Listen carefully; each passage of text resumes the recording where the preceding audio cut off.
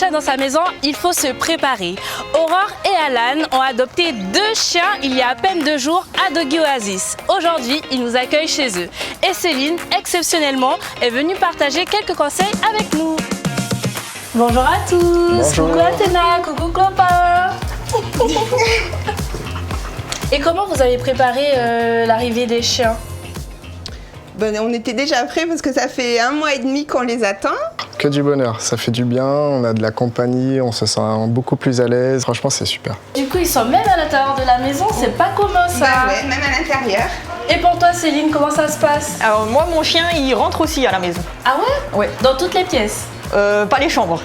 Il faut établir les règles qu'on va leur donner avant et pas une fois qu'ils sont là, parce que si on le fait pas tout de suite, ils vont prendre de mauvaises habitudes. Vraiment, le moment qui est important, c'est vraiment le moment du repas où est-ce que le chien ne doit pas être présent et on le met à l'écart. On ne ferme pas la grille, on laisse ouvert pour justement qu'il ait cette compréhension de voilà, lui il reste à l'extérieur, nous à l'intérieur.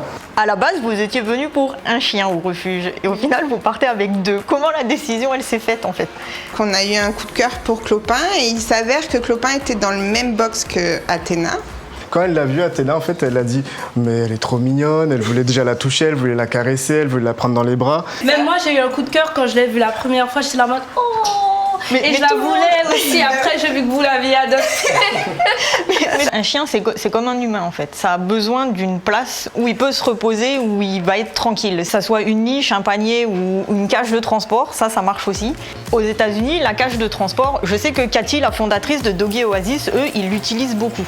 Comme niche pour les faire dormir ou même que ça soit pour l'éducation des chiens. Nous, à Doggy Oasis, on les utilise aussi pour les chiots. Pour éviter qu'ils mangent tous dans la même gamelle, on met une caisse par chien où le chiot rentre dedans et c'est seulement une fois qu'il est rentré dedans tout seul qu'on va lui donner à manger. J'ai emmené une cage, on va la ramener, on va voir s'ils savent encore monter dedans. Ok, allons-y, On va pas de essayer. souci. Viens. Viens. Ah, non, tu veux pas y aller? Ah, il veut pas. Après lui, je pense qu'il se souvient, c'est pour repartir. Oui. Athéna, viens. Vas-y.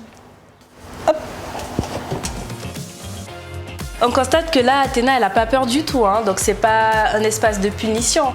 Non, faut pas l'utiliser comme un espace de punition. Merci à tous, Aurore, Alan pour l'accueil et Céline pour les conseils.